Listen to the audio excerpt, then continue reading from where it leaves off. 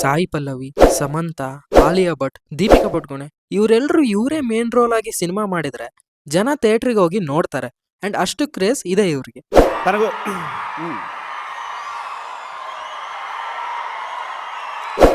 Kannada heroines ಯಾರು ಇಲ್ವಾ? ರಶ್ಮಿಕಾ ಮಂದಣ್ಣ ಯಾಕೆ ಕನ್ನಡ ಇಂಡಸ್ಟ್ರಿ ಬಿಟ್ಟು ಹೋಗಿದ್ದು? ಕನ್ನಡ ಹೀರೋಯಿನ್ಸ್ಗೆ ಆ ಲೆವೆಲ್ ಕ್ರೇಜ್ ಯಾಕೆ ಸಿಗ್ತಿಲ್ಲ ಅಂತೆಲ್ಲ ಈ ವಿಡಿಯೋದಲ್ಲಿ ಮಾತಾಡೋಣ. ವಿಡಿಯೋ ಸ್ಕಿಪ್ ಮಾಡ್ದಲೆ ಕಂಟೆಂಟ್ನ ಕೊನೆ ತನಕ ನೋಡಿ, ಇಷ್ಟ ಆದರೆ ಸಬ್ಸ್ಕ್ರೈಬ್ ಮಾಡ್ಕೊಂಡು ಸಪೋರ್ಟ್ ಮಾಡಿ.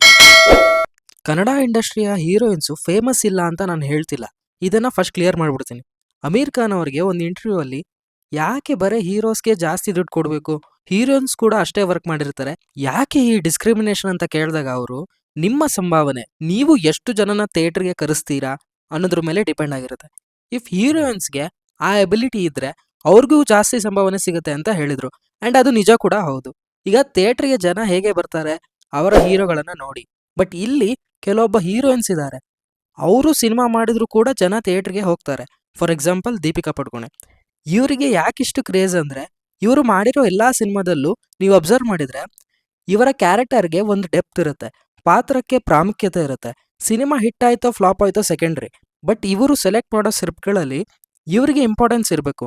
ಇವ್ರು ಯಾವಾಗಲೂ ಹೀಗೆ ಸೆಲೆಕ್ಟ್ ಮಾಡ್ತಾರಾ ಅಂದ್ರೆ ಇಲ್ಲ, ಕೆಲವೊಂದ್ಸಲ ಸಾಕಷ್ಟು ರೀಸನ್ ಇಂದ ಇಂಪಾರ್ಟೆನ್ಸ್ ಇಲ್ಲದೆ ಇರೋ ಕ್ಯಾರೆಕ್ಟರ್ ಕೂಡ ಮಾಡಿದ್ದಾರೆ. ಕನ್ನಡದ ಹೀರೋಯಿನ್ಸ್ಗೆ ಯಾಕಷ್ಟು ಕ್ರೇಜ್ ಇಲ್ಲ ಅಂದ್ರೆ ಇದೇ ವಿಷಯಕ್ಕೆ. ಒಂದು ಸಿನಿಮಾದಲ್ಲಿ ಹೀರೋಯಿನ್ ಇರಬೇಕು, ಇರ್ತಾರೆ ಅಷ್ಟೇ. ಅಂಡ್ ಆ ಪಾತ್ರಗಳಿಗೂ ಇಂಪಾರ್ಟೆನ್ಸ್ ಇರುತ್ತೆ, ಬಟ್ ನೆನ್ಪುಳಿಯೋ ಅಷ್ಟು ಇರಲ್ಲ. ಫಾರ್ ಎಕ್ಸಾಂಪಲ್ KGF ಅಂದ ತಕ್ಷಣ ರಾಕಿ, ಗರುಡ, ಅಧೀರ ನೆನಪಾಗತ್ತೆ ಹೊರತು ಶ್ರೀನಿಧಿ ಶೆಟ್ಟಿ ಯಾರಿಗೂ ನೆನಪಾಗಲ್ಲ. ಸಿಂಪಲ್ ಆಗಿ ಹೇಳಬೇಕು ಅಂದ್ರೆ ಕನ್ನಡ ಇಂಡಸ್ಟ್ರಿಯಲ್ಲಿ ಫೀಮೇಲ್ ಸೆಂಟ್ರಿಕ್ ಸಿನಿಮಾ ಕಡಿಮೆ ಆಗಿವೆ.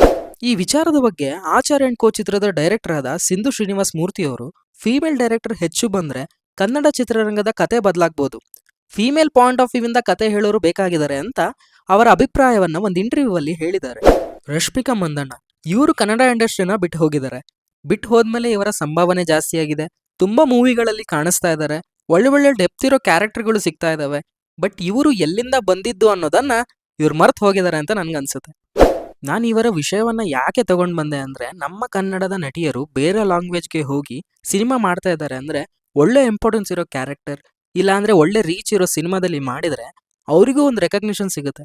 ಆಗ ಕನ್ನಡ ಡೈರೆಕ್ಟರ್ಗಳು ಫೀಮೇಲ್ ಸೆಂಟ್ರಿಕ್ ಸಿನಿಮಾ ಮಾಡೋದಕ್ಕೆ ಟ್ರೈ ಮಾಡಬಹುದೇನೋ ಅನ್ನೋದು ನನ್ನ ಒಪಿನಿಯನ್.